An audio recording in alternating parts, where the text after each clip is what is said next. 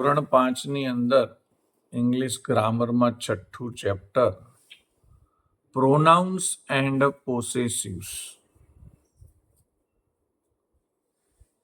Pronounce એટલે કે સર્વનામ અને પોસેસિવ્સ એટલે કે માલિકી. હવે સર્વનામ એટલે શું અને આ જે પોસેસિવ્સ એટલે શું એ આપણે જોવાનું છે. સર્વનામ એટલે નામની જગ્યાએ જે વપરાય તેને સર્વનામ કહે છે. નામની જગ્યાએ જેનો ઉપયોગ થાય તેને સર્વનામ કહેવામાં આવે છે. જેમ કે આપણે આપણા માટે કહેતા હોઈએ તો આપણે હું લઈશું. સામેલા વ્યક્તિ માટે કહીશું, ભલે ને સામેલો વ્યક્તિ રમેશ હશે તો આપણે એને યુ કહીશું. અને કોઈ ત્રીજો વ્યક્તિ હશે, એ ત્રીજો વ્યક્તિ છોકરો હશે તો હી, છોકરી હશે તો સી, પ્રાણી અથવા તો જીવજંતુ કે પંખી હશે તો ઈટ કહીશું. મિત્રો, બહુ સારું છે. નામને સર્વનામનું આપણે આ ચેપ્ટર બહુ વિસ્તૃતમાં સમજવાનું છે. અને સામેલો વ્યક્તિ વી હશે, આપણે બધા માટે કહીશું, 2 કે 3 જણા માટે તો આપણે વી કહીશું.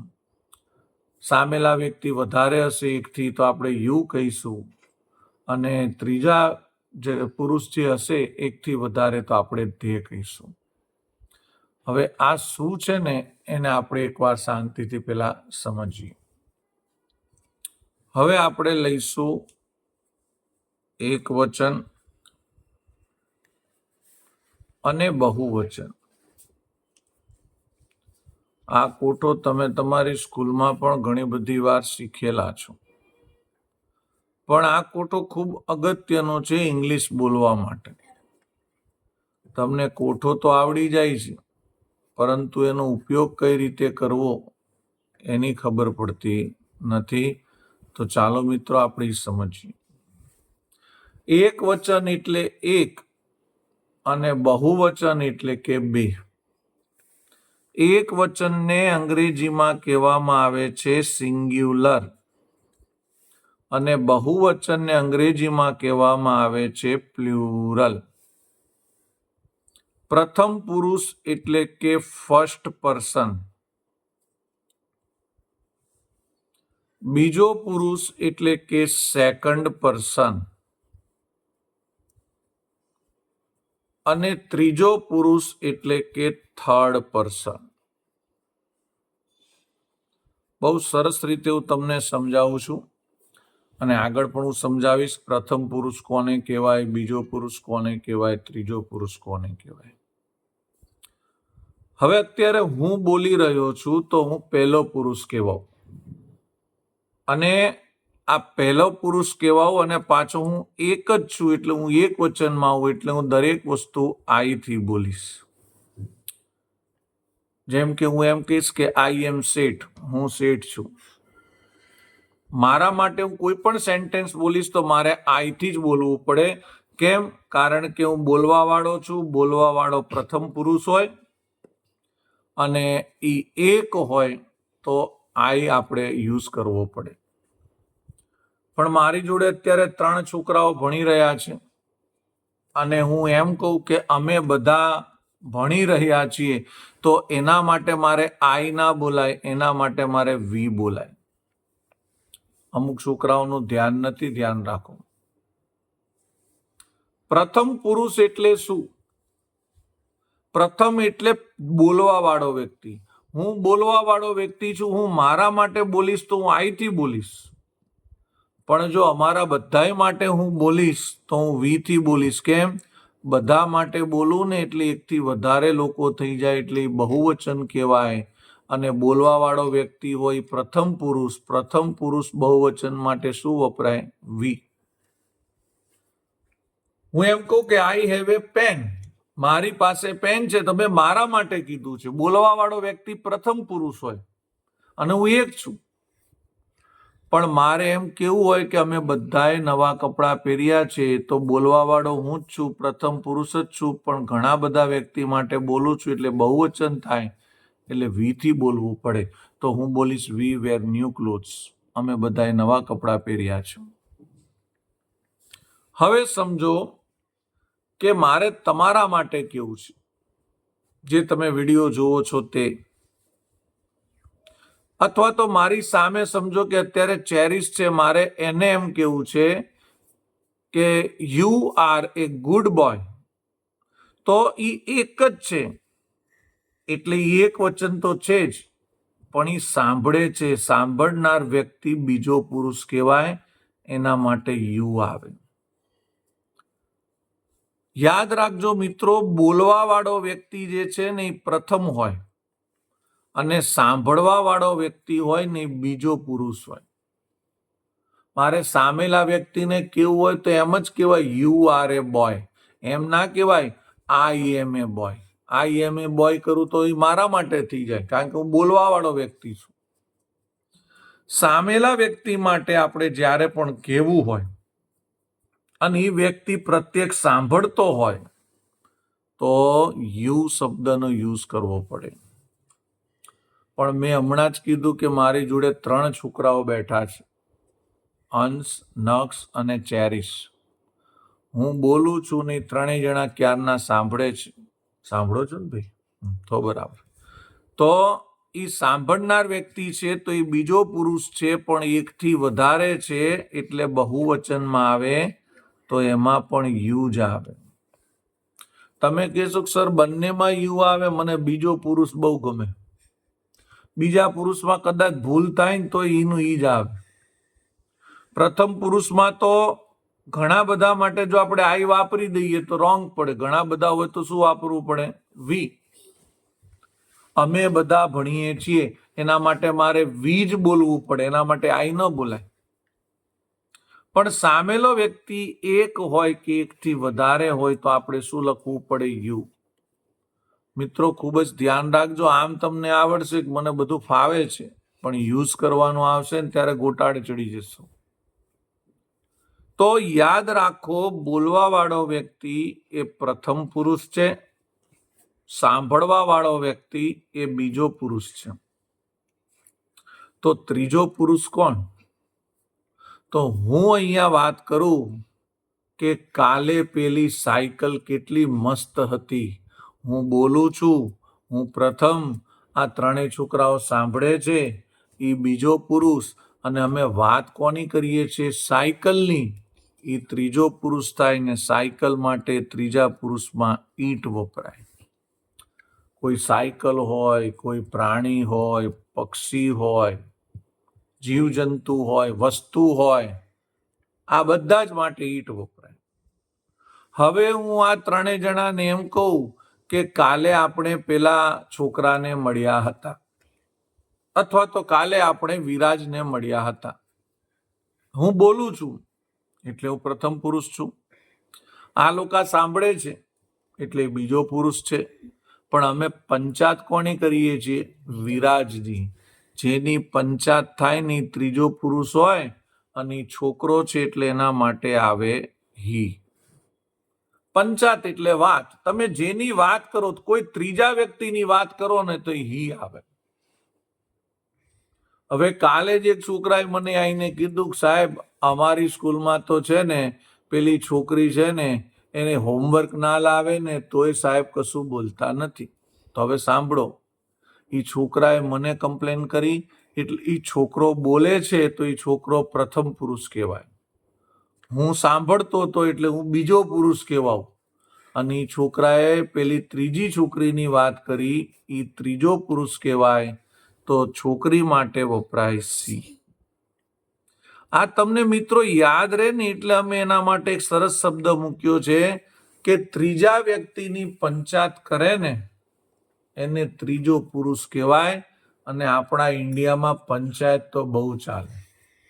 2 વ્યક્તિ ભેગા થાય, પ્રથમ પુરુષ અને બીજો પુરુષ. એક બોલતો હોય, બોલવા વાળો પ્રથમ હોય, એક સાંભળતો હોય, સાંભળવા વાળો બીજો હોય, અને પંચાત કોક ત્રીજાની જ કરતા હોય કે પેલો તો આવો હતો ને પેલી તો આવી હતી ને પેલા પાસે તો સરસ ગાડી છે.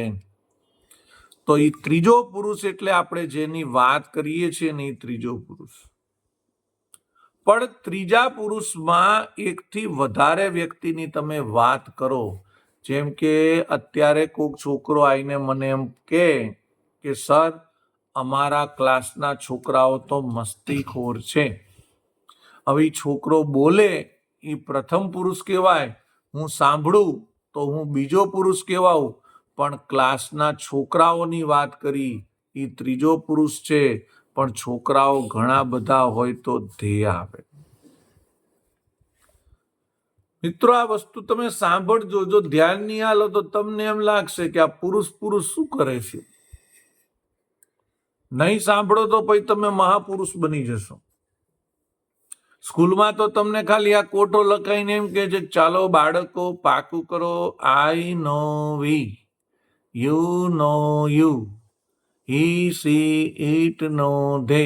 તમે પાકું કરી દો છો, પણ એનો યુઝ શું કરવાનો? અત્યારે આપણે એમ કેવું પડે કે સમજો કોકની વાત કરીએ કે પેલી છોકરી સુંદર છે, તો આપણે એના માટે તો એમ જ બોલીશું કે ધેટ ગર્લ ઇઝ બ્યુટીફુલ. પરંતુ આપણે એમ કેવું હોય કે તેને સરસ ફ્રોક પહેર્યું છે, તો એ છોકરી છે, તો એના માટે આપણે શું વાપરવું પડે? સી વેર એ બ્યુટીફુલ ફ્રોક. ત્રીજા પુરુષમાં એક છોકરો હોય તો હી, એક છોકરી હોય તો સી, વસ્તુ કે પ્રાણી કે ગમે તે પક્ષી હોય એક હોય તો ઈટ, અને ઘણા બધાની વાત થાય તો તે. હવે તમે એમ ના પૂછતા કે સાહેબ પ્રથમ પુરુષ એટલે શું, બીજો એટલે શું, ત્રીજો એટલે શું? બોલવા વાળો વ્યક્તિ પ્રથમ પુરુષ કહેવાય. એમાં જો એક હોય તો આઈથી વાત કરશે, અને ઘણા બધા માટે વાત કરશે તો વીથી વાત કરશે. સાંભળવા વાળો વ્યક્તિ યુ કહેવાય. જો એક સાંભળતો હશે તો યુ હશે, એકથી વધારે લોકો હશે તો પણ યુ હશે. અને જેની વાત થાય ને એ ત્રીજો પુરુષ કહેવાય. એમાં એક છોકરો હોય તો હી, એક છોકરી હોય તો સી, અને એક વસ્તુ પ્રાણી કે પક્ષી હોય તો ઈટ, અને એકથી વધારે હોય તો તે. ચાલો તમને એક એક્ઝામ્પલ આપું. કોઈ કથાકાર વ્યક્તિ સ્ટેજ ઉપર વ્યાસપીઠ પર બેસીને ભાષણ આપે છે, તો એ કથાકાર વ્યક્તિ કયો પુરુષ કહેવાય? બોલો. પ્રથમ પુરુષ કહેવાય, કારણ કે એ બોલે છે. પ્રથમ પુરુષ અને પાછો એક વચન, એક જ વ્યક્તિ બોલે છે. સામે સાહેબ ઓડિયન્સ બધી સાંભળે છે, તો એ કયો પુરુષ કહેવાય? બીજો. સાંભળવા વાળી વ્યક્તિ બીજો પુરુષ કહેવાય, અને એ બહુવચન કહેવાય યુ. મિત્રો, અત્યારે આ 3 છોકરાઓ છે ને એ બીજો પુરુષ છે, અને તમે પોતે વિડીયો સાંભળો છો ને, જુઓ છો ને, તમે બીજો પુરુષ છો, કારણ કે તમે સાંભળો છો.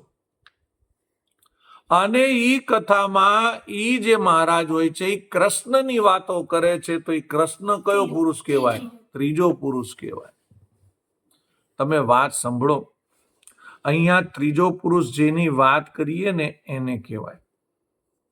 હવે આપણે આનું ગુજરાતી જોઈએ. આઈ એટલે હું, વી એટલે અમે, યુ એટલે તું, અને યુ એટલે તમે. હી સી ઈટ એના માટે થશે તે, અને ધ્યેય માટે થશે તેઓ. આઈ એટલે હું, અને યુ એટલે તું. હું અને તું, આઈ એન્ડ યુ. આ છે પ્રથમ પુરુષ અને બીજો પુરુષ. તો ફરી એકવાર આ પાકું કરી લો. આઈ એટલે હું, વી એટલે અમે, યુ એટલે તું, યુ એટલે તમે, હી સી ઈટ એટલે તે, અને ધ્યેય એટલે તેઓ. આ બધા પ્રોનાઉન છે મિત્રો. પ્રોનાઉન એટલે શું? તો મેં તમને કીધું તું પ્રોનાઉન એને ગુજરાતીમાં કહેવાય સર્વનામ. મિત્રો, તમે ભલે ગુજરાતી મીડિયમમાં ભણો છો, પણ ઘણા બધા વર્ડ્સ તમારે અંગ્રેજીમાં કરવા જ પડશે. અને ગ્રામર પત્યા પછી છેલ્લે આપણે એનો પણ એક વિડીયો બનાવવાનો છે. અંગ્રેજીનો જમાનો ચાલે છે એનો મતલબ એવું નથી કે આપણે અંગ્રેજી મીડિયમમાં ભણવું પડે. ભણવાનું ગુજરાતી મીડિયમમાં જ, પણ બધાયના તમારે શબ્દો જે છે એ ઇંગ્લિશમાં કરી રાખવાનું. પ્રોનાઉન. પ્રોનાઉન એટલે કે સર્વનામ. નામની જગ્યાએ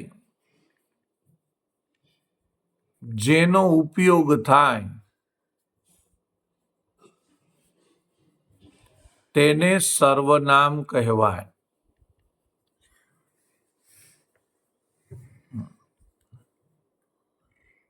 તમે મિત્રો યાદ રાખજો, તમે છે ને આ બધું તમને સ્કૂલમાં લખાવે છે, તમે પાકું કરી દો છો કે હા સાહેબ આ તો અમને આવડે છે, નામની જગ્યાએ જેનો ઉપયોગ થાય તેને સર્વનામ કહેવાય. પછી તમને સર પૂછે કે સર્વનામ કયા કયા છે, તો તમે બોલી પણ દો I, we, you, he, she, it, they, એ બધા સર્વનામ છે. પણ સર્વનામનો ઉપયોગ ક્યાં થાય?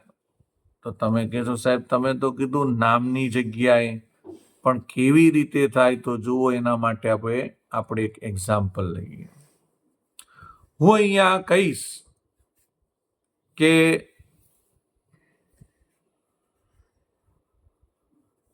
આઈ એમ, જો હવે આ ચિરાગમાં સી કેપિટલ આવે, પ્રોપર નાઉન છે.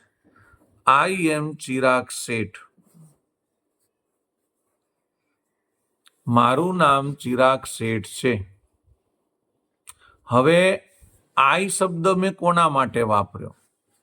મારા માટે વાપર્યો. જો થઈ ગયું ને, નામની જગ્યાએ વપરાયું ને. મારું નામ મારા માટે મેં વાપર્યું એટલે શું આવ્યું? આઈ આવ્યું. હવે સમજો કે આપણે બીજું એક સર્વનામ વાપરીએ. This is A boy. આ છોકરો છે. He is A good boy. જો મિત્રો કંટાળો રાખશો તો આ વસ્તુ નહીં આવડે, તમે ધ્યાન રાખો.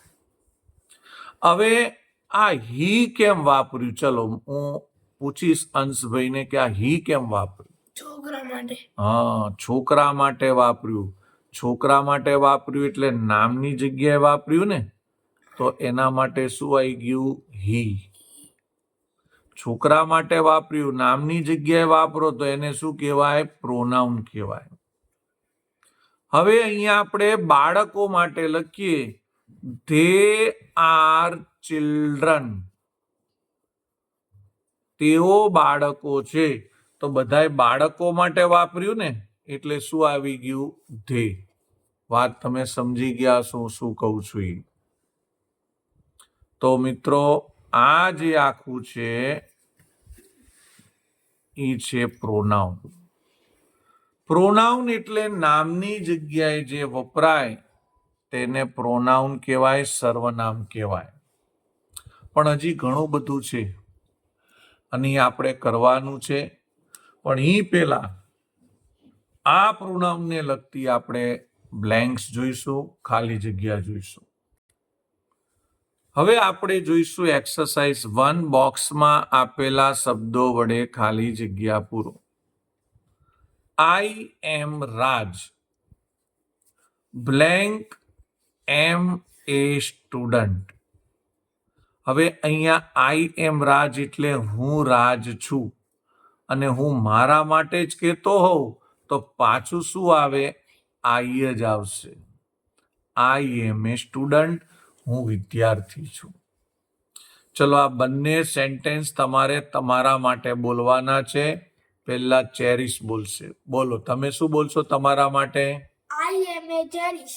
આઈ એમ એ ના આવે, આઈ એમ Cherish. I M Cherish.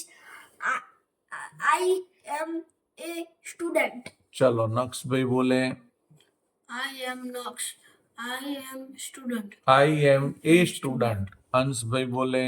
I am A student. Yes. હવે અહીંયા જોઈશું ધેટ ઇઝ મીરા. પેલી મીરા છે. હવે મીરા છે એ છોકરી છે તો એના માટે શું વપરાશે? C. She is my sister. તે મારી બહેન છે. Amit is in my class. Amit મારા વર્ગમાં છે. Blank are friends. હવે જો તમે અહીંયા અમિત માટે હી વાપરશો તો વસ્તુ ખોટી પડશે. અહીંયા ફ્રેન્ડ્સ છે એટલે હું અને તે, અમે બંને, અને બંને હોય તો શું આવશે? They. They are friends. The boys are playing football. બાળકો ફૂટબોલ રમી રહ્યા છે. Blank are active. હવે ઘણા બધાની વાત છે એટલે શું આવશે? They. They are active. Blank am a teacher. હવે એમ છે તમને ખબર છે એમ જોડે શું આવે? આઈ આવશે. તો I am a teacher. This is my school. પાછા ફરીથી આપણે બીજા ભાગમાં મળીશું. બાય.